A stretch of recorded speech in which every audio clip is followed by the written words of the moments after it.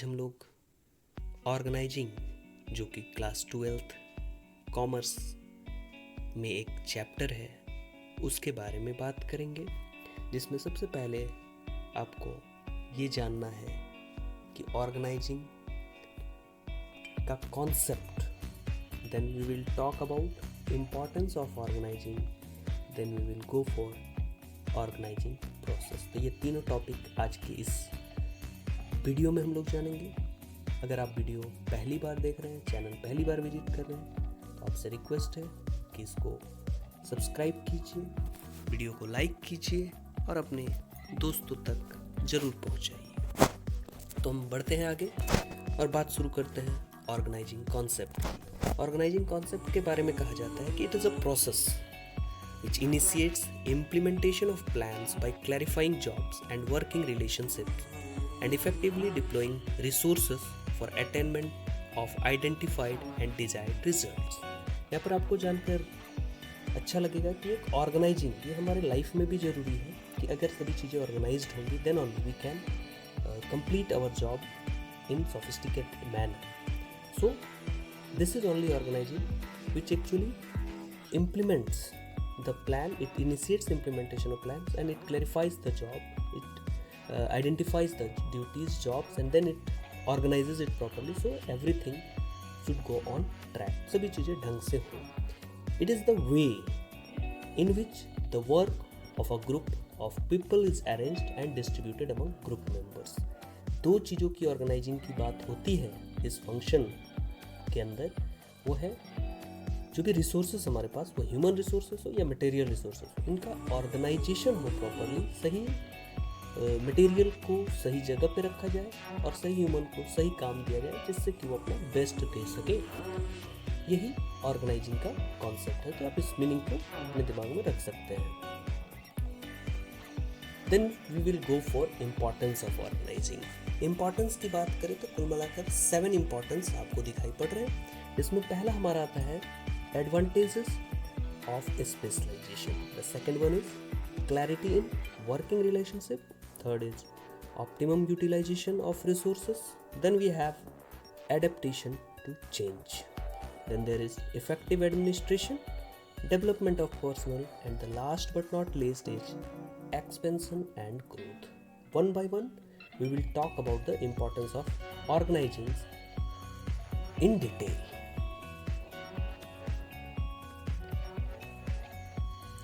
So here we will go for the first, which is advantages of specialization.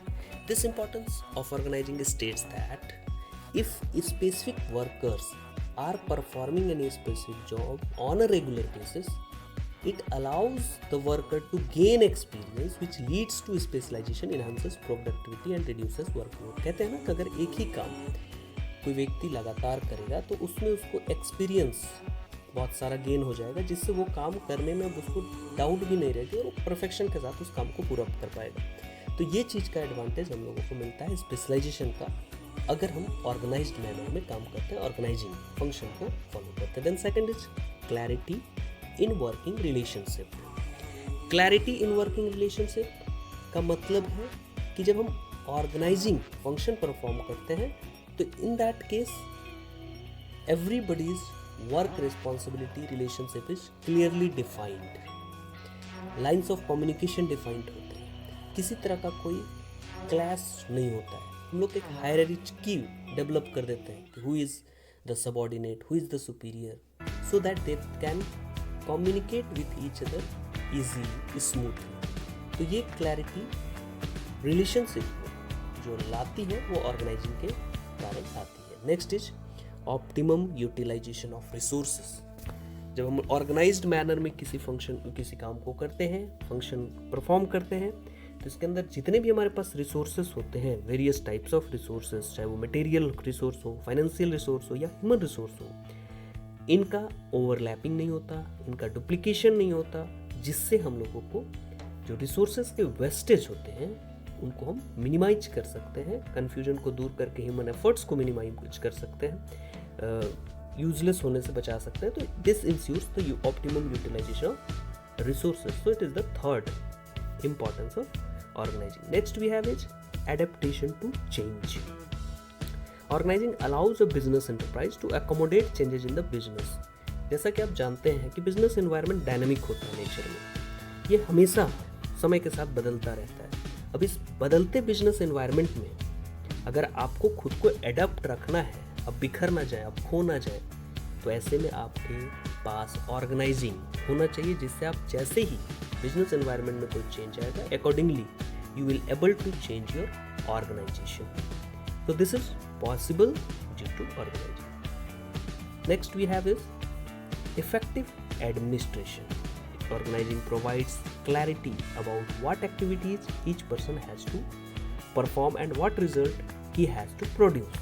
And so management becomes easier and administrative process becomes efficient. जैसा कि आपको पता है कि administration को अगर सबको अच्छे से रिस्पॉन्सिबिलिटी बांटने में हेल्प अगर कोई करता है तो वो ऑर्गेनाइजिंग करता है, और ऐसा करके बार बार एडमिनिस्ट्रेशन को डिस्टर्ब नहीं होना पड़ता, या सब जो वर्कर्स होते हैं वो बार बार डिस्टर्ब नहीं करते मैनेजमेंट को, एडमिनिस्ट्रेशन को. तो इस तरह से जो मैनेजमेंट होता है, हमारा एडमिनिस्ट्रेशन होता है ऑर्गेनाइजेशन का, वो इफेक्टिव हो जाता है, because they are not wasting their time.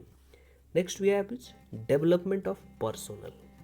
जो व्यक्ति विशेष होता है, जो वर्कर होता है, जो एम्प्लॉयज़ हैं हमारे ऑर्गेनाइजेशन के, अगर वो ऑर्गेनाइज्ड इन्वायरमेंट में काम करते हैं तो उनका खुद का भी डेवलपमेंट होता है. ये बता रहा है आपका sixth importance. So organizing paves the way for developing human resources by ensuring a match between a job and job performer. जब दो लोगों का मिलन हो जाता है, एक काम और उस काम को करने वाले एक अच्छे व्यक्ति का, तो इससे काम भी अच्छा होगा और काम करने वाले का भी डेवलपमेंट होगा. तो while doing the job, the person can become more creative, finds more innovative ideas and gets mastery in his job.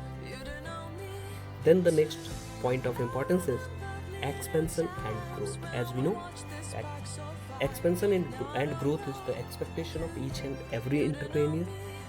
So by proper organizing only, expanding the existing business or adding new businesses absorbed easily. New employees may be added easily because new department sections can be created. Already we are working in a organized environment. So to expand it, it is very easy.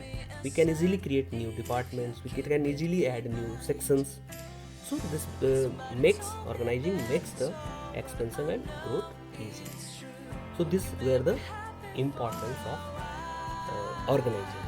Now we will talk about the organizing process, which is again one of the most important topics.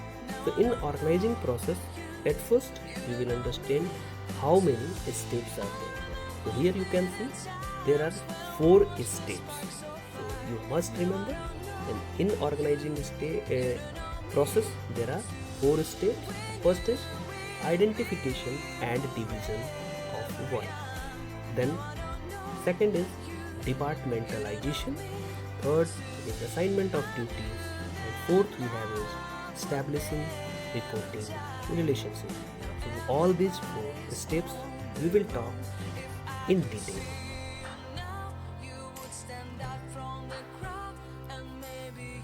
Next we have is identification and division of work, which is the first step of the organizing process.